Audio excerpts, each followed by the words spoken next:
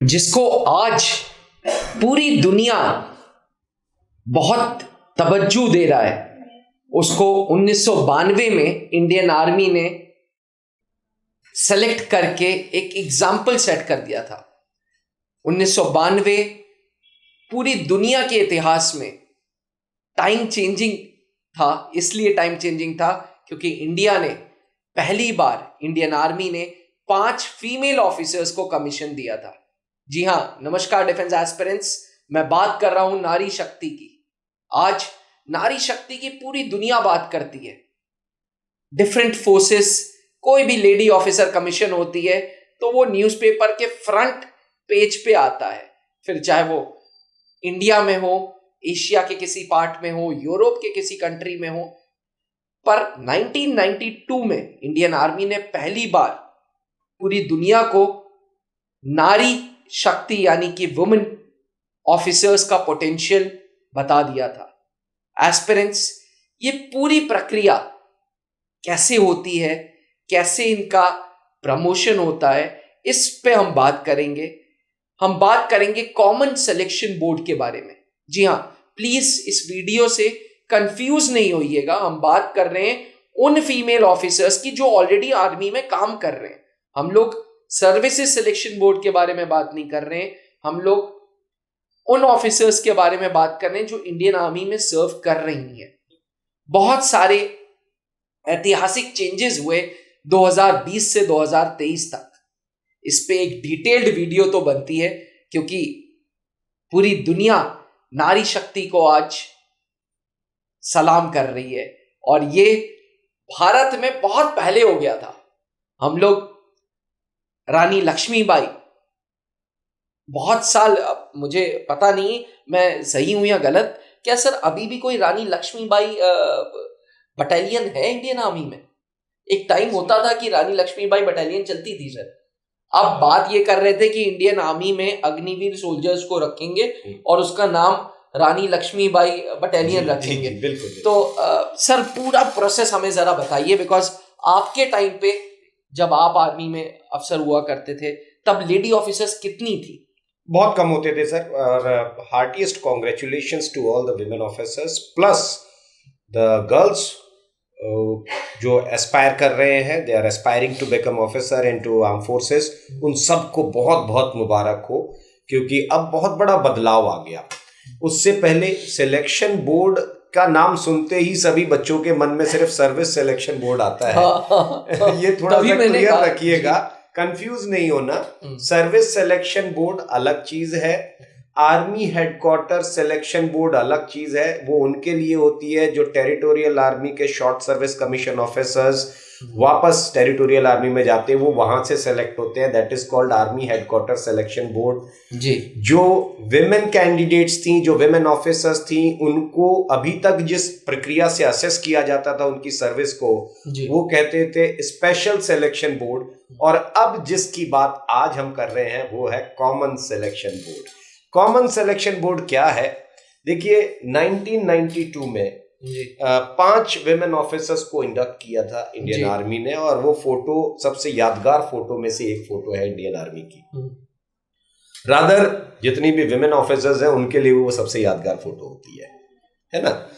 अब वहां से लेकर के 2006 1992 टू 206 जो विमेन ऑफिसर्स को असेस किया जाता था, वो असेसमेंट स्पेशल सिलेक्शन बोर्ड के द्वारा किया तक 6 तक, मतलब ये 8 साल होता और 6 साल इधर, 14-15 साल ये उनके लिए किया जाता था कि अलग तरीके से देखा जा रहा है।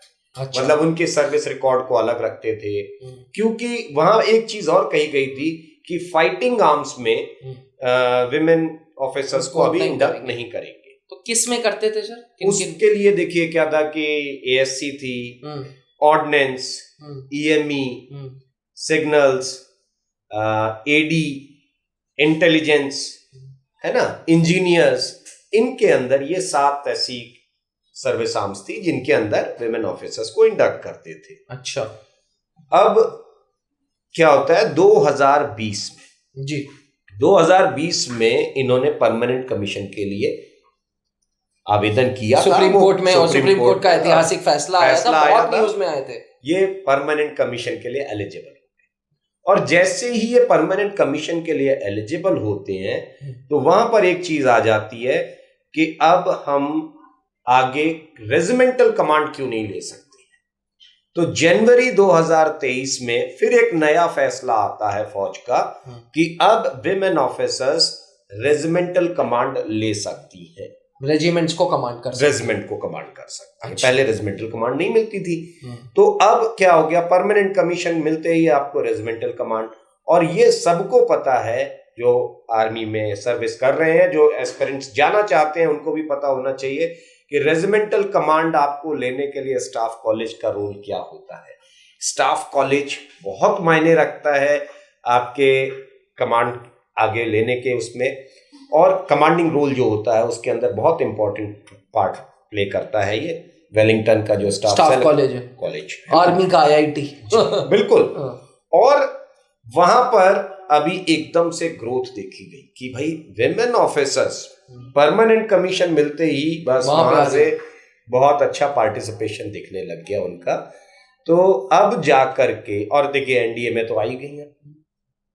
तो और एक बड़ी चीज क्या हुई, अप्रैल 29 अप्रैल 2023 एक पासिंग आउट होती है OTA में, और पहली बार 5 विमेन ऑफिसर्स मिलती हैं आर्टिलरी को। Artillery is a fighting arm, fighting core होने के बाद भी उसमें 5 ऑफिसर्स को दिया गया।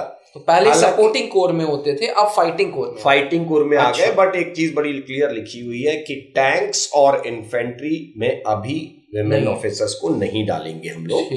तो ठीक है, आर्टिलरी में आ गए, बहुत अच्छा रोल है अभी, है ना जी। तो यहां से फिर एक नई चीज बनाई गई कि 2024 और 25 जी जो असेसमेंट स्टार्ट होगा ऑफिसर्स का जी, वो कॉमन सिलेक्शन बोर्ड के द्वारा असेसमेंट होगा। मतलब मेल ऑफिसर्स और फीमेल ऑफिसर्स के सर्विस को एक बराबरी से देखा जाएगा और उनके पोटेंशियल को उसी हिसाब से आंका जाएगा, ताकि आगे के प्रमोशंस और ड्यूटीज के लिए हर विमेन ऑफिसर उसी लेवल से तैयार रहे जिस लेवल से एक मेल ऑफिसर को तैयार रखा जाता है।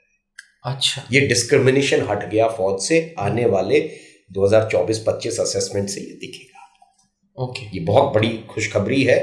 और what is the next step for this? मतलब अगर हम इस मुद्दे पे आज वीडियो बना रहे हैं जी, तो इस वीडियो से जो हमें फीमेल एस्पिरेंट देख रही है उसका क्या लाभ है? अब ये बहुत बड़ा लाभ है कि आप एक रेजिमेंट कमांड करोगे। देखिए, एक ऑफिसर की लाइफ में 2 जो अनफॉरगेटेबल मूवमेंट होते हैं, किसी भी ऑफिसर की लाइफ के 2 बहुत यादगार जो लम्हे होते हैं। पहला उसका पासिंग आउट, जिसे वो मरते दम तक नहीं भूल सकते हैं, पासिंग आउट। और दूसरी, पासिंग आउट होने के बाद हर ऑफिसर की एक ख्वाहिश होती है कि मैं एक रेजिमेंट या एक बटालियन को कमांड करूं। तो वो कमांड अब आपको मिलने वाली तो है। दोनों ख्वाहिश आपकी पूरी हो सकती है। बस सपना देखना है फौज का, मेहनत करनी है और सही गाइडेंस लेनी है, जिसके लिए त्रिशूल डिफेंस एकेडमी है। डिफेंस एस्पिरेंट्स, फीमेल एस्पिरेंट्स, अब आपके भरोसे आने वाली फौज चलेगी। अब आपके भरोसे आने वाले देश की सिक्योरिटी आपके अपने आप बराबरी से योगदान देने वाले हैं। आप बराबर बिल्कुल कंधे से कंधा मिलाएंगे मेल ऑफिसर्स के साथ। मेहनत करिए, एफर्ट्स डालिए, सही गाइडेंस लीजिए और become a commissioned officer in Indian armed forces. Because एक बार अफसर बन गए तो ये कॉमन सिलेक्शन बोर्ड आपको इक्वल दर्जा देगा मेल ऑफिसर्स से। बस पहुंचने की देरी है और उसके लिए त्रिशूल डिफेंस एकेडमी है। पिछले 20 सालों से 650 से ज्यादा अधिकारी त्रिशूल फौज को दे चुका है। अब आपकी बारी है। साथ ही मेरा एक आग्रह जरूर रहेगा कि क्योंकि ये वीडियो नारी शक्ति पे समर्पित है, तो प्लीज इस वीडियो को अपने दोस्तों तक, अपने रिलेटिव्स तक, अपने चाहने वालों तक शेयर जरूर करिएगा, ताकि लोगों को पता चले कि what exactly is common selection board. बहुत बड़ा ऐतिहासिक मूव है ये, बहुत बड़ा, जिसको बहुत कम लोग जानते हैं। तो मुझे लगता है कि फीमेल एस्पिरेंट्स को, मेल एस्पिरेंट्स को समझने की जरूरत है कि कॉमन सिलेक्शन बोर्ड क्या है. And thank you sir for making such a quality video. Thank you. जय हिंद. जहां बनते हैं देश के गौरव, इंडिया का एकमात्र ऐसा कोचिंग इंस्टीट्यूट जहां कैडेट्स को ट्रेन किया जाता है आने वाले डिफेंस एग्जाम के अनुसार. अगर आपका भी सपना है भारतीय सेना में शामिल होकर देश की सेवा करने का, तो आज ही ज्वाइन करें त्रिशूल डिफेंस एकेडमी.